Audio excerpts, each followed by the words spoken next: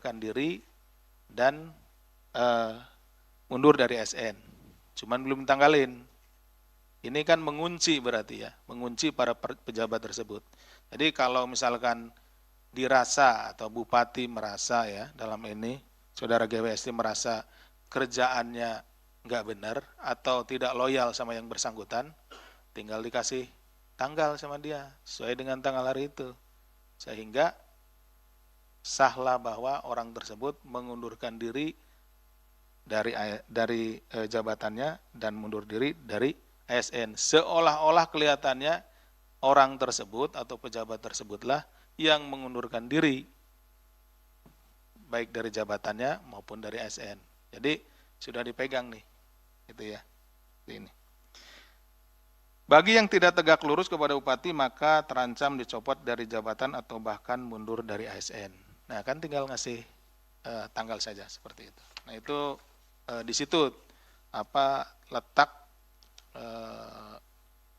pemaksaan dari bupati. Kemudian GWS meminta sejumlah uang kepada para kepala organisasi perangkat daerah atau OPD dan pejabat lainnya baik secara langsung maupun melalui perantara saudara IEOG selaku ADC. Ya tadi kalau tidak dikasih udah ada surat kan, tinggal ngasih tanggal. Nah seperti itu. Adapun total permintaan tersebut sekitar 5 miliar. Ini kan baru di kepala OPD ini baru diangkat di sekitar Desember ya tahun lalu. Jadi permintaannya sampai dengan bulan ini awal April ya, awal April ini 2026 itu udah sekitar 5 miliar. Ini dari permintaannya.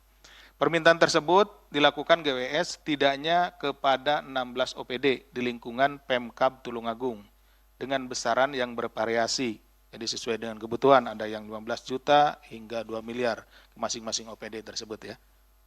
Adapun permintaan jatah juga dilakukan GWS dengan cara menambah atau menggeser anggaran di sejumlah OPD gitu ya. Jadi datang ke OPD, nanti saya tambah anggaran OPD ini misalkan 10. Nah, dia minta dari situ, dari 10 itu minta sekian persen, gitu, seperti itu. Atas penambahan anggaran tersebut, GWS meminta jatah hingga 50% dari nilai anggaran yang ditambahkan. Misalkan kalau tadi ditambahkan 100 juta, berarti dia minta 50 juta.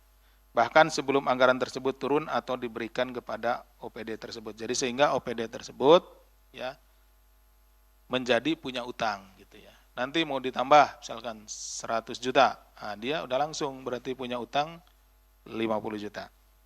GWS juga diduga turut mengatur proses pengadaan barang dan jasa dengan melakukan pengkondisian pemenang lelang serta menunjuk langsung rekanan tertentu pada sejumlah paket pekerjaan pada OPD. Selanjutnya dalam proses pengumpulan jatah, GWS memerintahkan IEOG, tadi IEOG itu adalah ajudan ya, memerintahkan IEOG untuk terus menagih kepada para OPD. Bagi OPD yang belum memberikan uang sesuai jumlah yang diminta GWS, maka akan terus ditagih dan diperlakukan seperti halnya orang yang berhutang. Terus saja, IEOG ini akan nagih sesuai dengan keperluan dari GWS. Dalam praktiknya, setiap kali terdapat permintaan dari GWS, IEOG ini akan tadi. Nah, kalau IEOG tidak bisa, nah dia biasanya nyuruh pengawal yang lain yaitu saudara SUG selaku RSC atau ajudan bupati yang berperan mengupayakan pemenuhan permintaan tersebut dengan menghubungi atau menagih kepada kepala OPD saat GWS ada kebutuhan. Jadi setiap ada kebutuhan, ini kebutuhan pribadi nih, membeli apa, kemudian atau pergi kemana, perlu uang, GWS-nya nah, langsung si IEOG itu nagih. Dia punya catatannya nih, di OPD ini punya utang berapa ke bupati, ke GWS, di ini terus gitu. Sehingga dia nagih sesuai dengan catatan yang dia miliki. Dari total permintaan GWS kepada para OPD yang sekurang-kurangnya sebesar 5 miliar, realisasi uang yang telah diterima oleh GWS kurang lebih 2,7 miliar. Ya. Jadi kenapa ada perbedaan ya antara 5 miliar permintaan dengan 2,7 miliar yang sudah terrealisasi tadi. Nah, permintaan itu, kalau misalkan setiap ada tambah tadi ya, tambah anggaran dan lain-lain, sudah jelas mintanya 50%. Dianggap utang. Berarti itu permintaan. Nah, untuk penerimaannya, realisasi penerimaannya sesuai dengan kebutuhan GWS. Jadi hari ini butuh berapa, ya dia minta. Mungkin seminggu lagi butuh berapa, ya dia minta. Gitu. Jadi tidak langsung juga yang tadi diberikan tambahan itu, yang 50% dia ambil. Karena memang juga anggarannya belum masuk juga. Gitu. Tapi itu sudah tercatat sebagai utang. Uang ini diduga digunakan untuk kepentingan pribadi, seperti untuk pembelian sepatu bermerek ya tentunya, kemudian pembayaran berobat, jamuan makan, dan keperluan pribadi lainnya, yang juga dimintakan atau dibebankan pada anggaran di OPD. Walaupun sebetulnya yang bersangkutan juga selaku bupati sudah punya anggaran operasional ya, atau dana operasional. Uang tersebut juga digunakan GWS untuk pemberian THR kepada sejumlah Forkopimda di pemerintah Kabupaten Tulungagung. Ini berdasarkan pengakuan dari saudara YOG. Setelah mendapat informasi awal dari masyarakat terkait dugaan tindak pidana korupsi di Kabupaten Tulungagung, tim KPK selanjutnya melakukan pengumpulan bahan tambahan. Setelah mendapat kecukupan informasi, tim melakukan pemantauan intensif di wilayah tersebut. Pada hari Jumat 10 April 2026, tim kemudian mendapatkan informasi akan adanya penyerahan uang tunai untuk kepentingan bupati. Penyerahan dilakukan oleh pejabat Kabupaten Tulungagung melalui stafnya kepada saudara GWS melalui perantara saudara YOG. Uang tunai tersebut diduga merupakan alokasi atau jatah dari permintaan GWS kepada salah satu OPD yang ada di Kabupaten Tulungagung. Jadi pada saat itu ada informasi penyerahan, kemudian tim bergerak dan uang yang diberikan berhasil kami amankan, termasuk juga para pihak yang terlibat di dalamnya. Nanti rekan-rekan akan melihat uang yang berhasil kami sita. Tim KPK kemudian mengamankan total 18 orang di wilayah Kabupaten Tulungagung. Pemeriksaan awal dilakukan terhadap Bupati di Polres Sidoarjo, untuk bupatinya di Polres Sidoarjo, ya, tidak di Tulungagung. Sementara 7 pihak lainnya diperiksa di Polres Tulungagung. Selanjutnya setelah dilakukan pemeriksaan awal, tim KPK kemudian membawa 13 orang diantaranya ke Jakarta pada hari Sabtu 11 April 2026 untuk dilakukan pemeriksaan intensif di Gedung Merah Putih KPK. Jadi karena waktunya juga di sana kurang cukup ya, kemudian juga ada beberapa hal yang perlu didalami, maka 13 orang ini dibawa ke Gedung Merah Putih ini.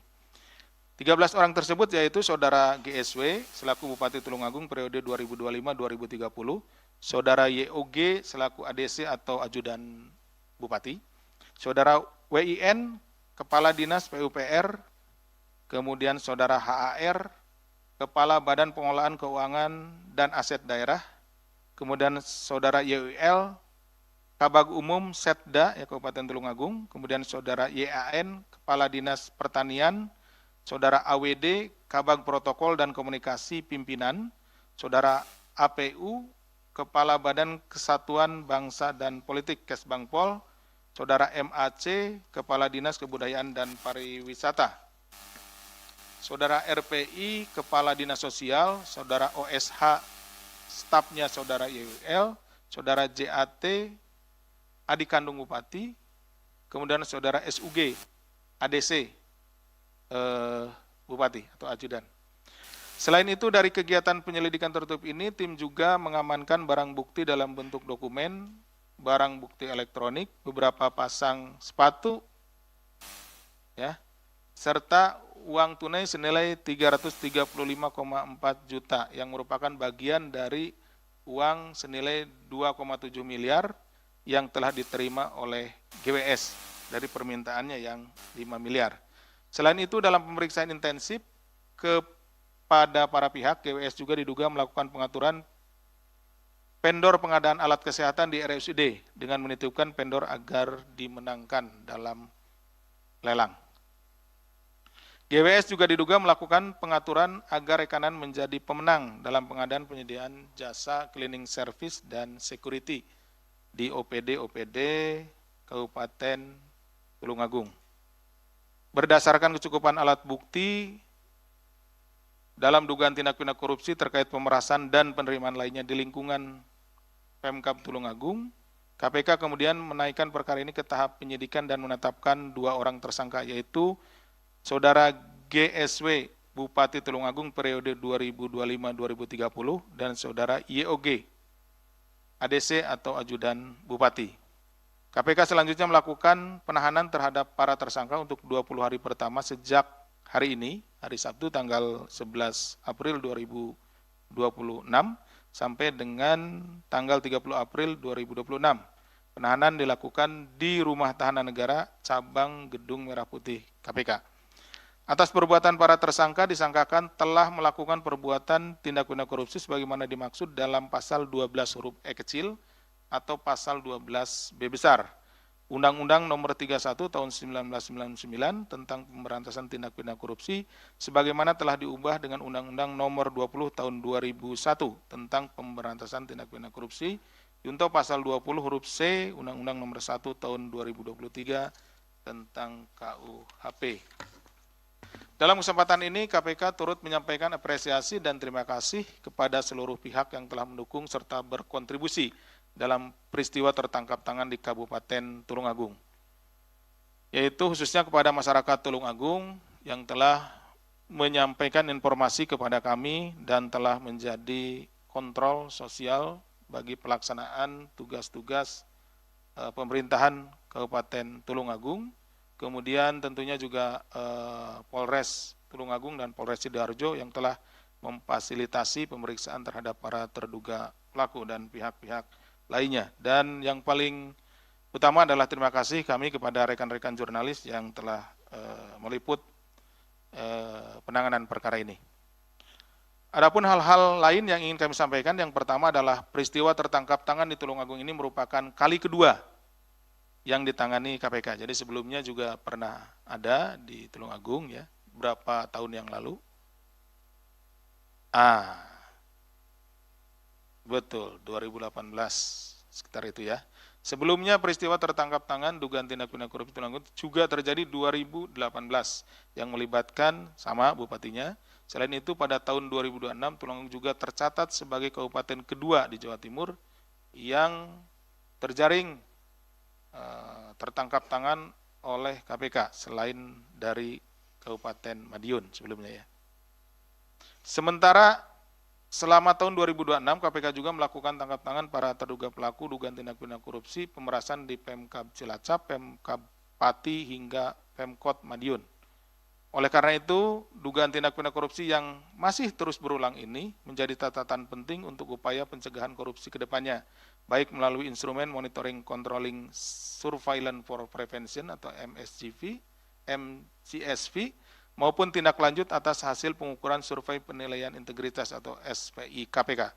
Seperti diketahui, skor survei penilaian integritas SPI Kabupaten Tulungagung di tahun 2025 masih berada dalam kategori rentan, yaitu 72,32 poin, yang menempatkan mereka di urutan ke-35 dari 39 kabupaten kota di daerah Jawa Timur.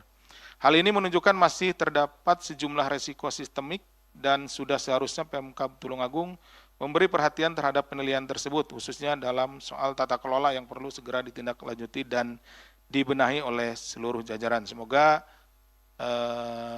para pejabat di Tulungagung ya setelah ini bisa membenahi ya terkait dengan skor SPI dan lain-lain dan informasi yang tentunya diberikan oleh Direktorat atau Kedeputian Pencegahan ya terkait dengan SPI. Dalam perkara Tulungagung ini kami juga menemukan fakta bahwa untuk memenuhi permintaan Bupati sebagian OPD bahkan sampai meminjam dana hingga menggunakan uang pribadi. Ya, tindak pidana ini bukan tidak mungkin akan membuka modus baru seperti pengaturan proyek dan gratifikasi untuk mengumpulkan uang yang dibutuhkan oleh para pejabat OPD. untuk disetorkan kepada para bupati. Jadi ini ada efek bola saljunya gitu ya. Kenapa? Jadi ketika diminta sesuatu oleh dalam hal ini oknum ya GWS ini, tentunya juga kan para kepala OPD ini akan berusaha untuk mencari gitu ya. Ya tadi sementara tidak ada, belum ada ya kita khawatirnya juga nanti ngambilnya ya dari proyek dan dari lain-lain gitu ya, seperti itu, sehingga yang dirugikan adalah masyarakat. Kenapa? Karena tentu uang atau dana yang seharusnya digunakan untuk membangun ya, infrastruktur akhirnya diambil sebagian dan infrastrukturnya atau kualitasnya menjadi menurun, dan yang menjadi yang rugi ya itu masyarakat. Tentunya infrastrukturnya kualitasnya tidak bagus hingga mudah rusak dan tidak bisa mendukung masyarakat. Sebagai penyelenggara negara, Bupati sudah mendapatkan hak keuangan yang sah melalui gaji maupun dana operasional khusus, sehingga membebankan kebutuhan pribadi di luar kedinasan kepada para perangkat daerah ataupun pada anggaran dinas adalah tindakan yang melanggar hukum. Selain itu, KPK juga menghimbau agar para penyelenggara negara tidak melakukan penyalahgunaan wewenang, termasuk dengan menjadikan surat pernyataan sebagaimana dalam perkara ini sebagai alat untuk mengancam. Karena tadi dengan surat pernyataan tersebut yang sudah ditandatangani ya, yang atau terpaksa ditandatangani karena atas permintaan dari bupati oleh kepala OPD, akhirnya menjadi jebakan bagi kepala OPD itu sendiri gitu ya. Karena apabila yang bersangkutan tidak mengikuti atau tidak patuh terhadap permintaan dari oknum bupati ini, maka dia dengan mudah akan dengan surat tersebut tinggal ngasih tanggal aja. Kasih tanggal, sudah sah bahwa yang bersangkutan mengundurkan diri dari jabatan tersebut dan bahkan dari ASN. Dalam perkara ini juga terungkap bahwa anggaran pendapatan dan belanja daerah semestinya dialokasikan untuk kepentingan masyarakat, bukan untuk kehidupan pribadi atau kelompok tertentu, termasuk praktik pemberian THR kepada Forkopimda, terlebih di tengah kebijakan efisiensi anggaran. Ya. Padahal pada saat penanganan perkara di Kabupaten Cilacap, kita sudah menyampaikan, sudah mewanti-wanti kepada seluruh pejabat, ya, khususnya para bupati maupun wali kota untuk tidak memberikan THR. Tetapi rupanya pada kesempatan itu mungkin informasinya belum sampai ya, atau bagaimana sehingga tetap ditemukan ya bahwa ada pemberian THR untuk Forkopimda. Padahal apalagi saat ini sedang dilakukan efisiensi, ya harusnya hal-hal yang demikian ya tidak dilakukan dan lebih fokus untuk mengalokasikan anggaran untuk kepentingan masyarakat. Pemerintah daerah dan Forkopimda harusnya punya komitmen yang sama untuk saling bekerja sama dan mendukung program-program yang bertujuan untuk memajukan masyarakat daerah dengan penuh integritas tanpa melakukan pemberian-pemberian yang melanggar ketentuan hukum dan norma. KPK juga turut mengingatkan seluruh kepala daerah dan OPD untuk memiliki komitmen yang sama dalam upaya pencegahan serta pemberantasan korupsi pada tiap-tiap individu. Demikian halnya seluruh aparatur dan perangkat di daerah seharusnya bisa menolak perintah kepala daerah yang melanggar hukum. Hal ini sekaligus untuk mendukung terwujudnya prinsip good governance di daerah dengan penuh integritas. Kelanjutan dari penanganan perkara ini tentunya juga Kedeputian Pencegahan, kemudian Korsub dan Dikpermas juga akan melakukan kegiatan-kegiatan berupa pencegahan seperti tadi, karena juga nilai MCP-nya, kemudian nilai-nilai yang lainnya itu akan dibenahi. Jadi nanti ke depannya tentunya komunikasi dan koordinasi antara para pejabat dengan Kedeputian Pencegahan, Korsub maupun Dikpermas bisa terjalin dengan baik. Selanjutnya, jika masyarakat menemukan adanya kepala daerah dan atau penyelenggara negara lainnya yang melakukan dugaan tindak pidana korupsi, dapat melaporkan melalui saluran layanan pengaduan resmi di KPK, yaitu call center 198 atau email pengaduan@kpk.go.id serta website. Nanti bisa dilihat websitenya ya. Demikian yang bisa kami sampaikan. Terima kasih atas perhatiannya. Saya kembalikan kepada Mas Juwir. Assalamualaikum warahmatullahi wabarakatuh. Waalaikumsalam. Terima kasih Pak Deputi yang telah